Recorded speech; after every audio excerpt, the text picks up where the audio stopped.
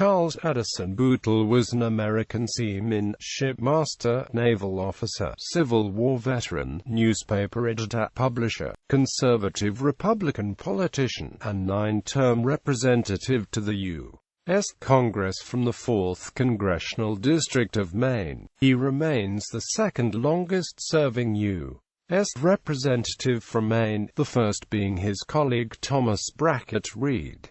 Early life. Boutelle was born to Charles and Lucy A. Boutelle in Damariscotta, Lincoln County, Maine. In 1848 his family moved from Damariscotta to Brunswick, Maine. He attended the public schools of Brunswick and later attended the Yarmouth Academy in 1850 and 1851. Naval career. His father was a shipmaster, and Charles himself went to sea at the age of 15. He spent the next 11 years as a sailor, becoming a shipmaster in his own right in 1860. Returning from a 2-year voyage in 1862 to find the country at war, he volunteered his services to the Union Navy and was commissioned an acting master on April 5, 1862. He saw service on the Paul Jones, a double-ended, side-wheeling, steam gunboat assigned to the South Atlantic blockading squadron. During this assignment, the shallow draft vessel was engaged in intelligence gathering, patrolling the river outlets, and guarding against Confederate river traffic attempting to run the blockade of the Georgia coastline. His next assignment was aboard Sassacus, another double-ended, steam gunboat engaged in the blockades of Charleston and Wilmington. On May 5,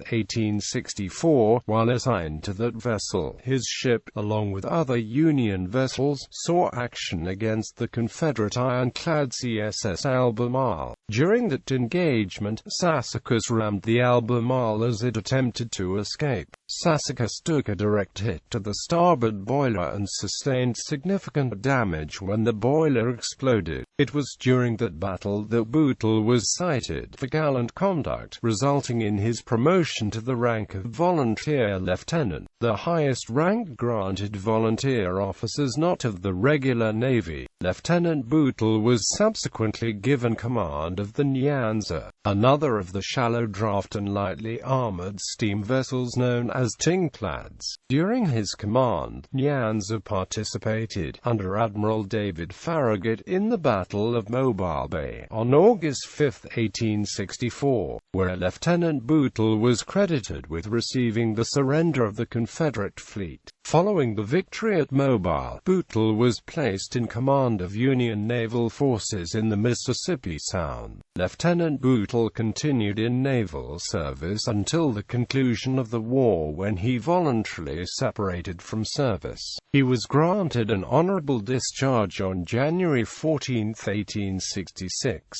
Soon after his departure from naval service, he married Elizabeth Hodgson, daughter of attorney and Maine Adjutant General John L. Hodgson, on May 16, 1866, in Augusta, the bride's hometown. Together they had 3 daughters, Grace Hodgson Boutelle, Elizabeth Boutelle, and Ann Curtis Boutelle. In 1890 Ann Boutelle sponsored the protected cruiser Newark, the U.S. Navy's first modern cruiser.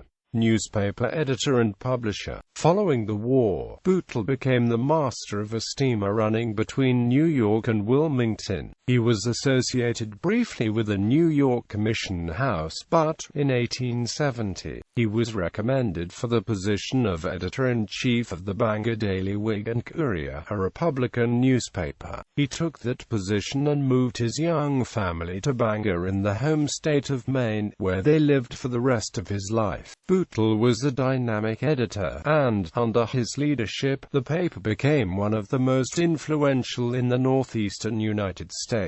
Upon the death of the owner, J. H. Lind, Boutelle, along with a partner, B. A. Burr, purchased the Daily Whig and Courier on May 15, 1874. He continued active editorial control until failing health and growing competition finally forced him to sell the paper in March 1900. Republican politician Boutelle's robustly conservative Republican editorial positions drew him further into both state and national politics. He was selected as a district delegate to the Republican National Convention at Cincinnati in 1876, and served as the president of the Maine Blaine Club at the National Convention of 1880. Gaining further prominence in the state Republican Party, he was selected as the representative from Maine on the Republican National Committee at the National Convention of 1884 that nominated James G. Blaine. He was both a delegate at large and chairman of the Maine delegation at the Republican National Convention of 1888, during which he read to the convention the cablegram from Blaine refusing to be nominated. He was a member of the Maine Republican State Committee from 1875 to 1882. Congressional career. An obvious choice for U.S.Congress. He first stood as the Republican candidate for the 4th Maine Congressional District on June 24, 1880, but was narrowly defeated by the incumbent, Dr. George W. Ladd of the Greenback Party. He was elected Maine Representative at Large to the 48th Congress by a substantial majority in the 1882 election, and he was subsequently elected 4th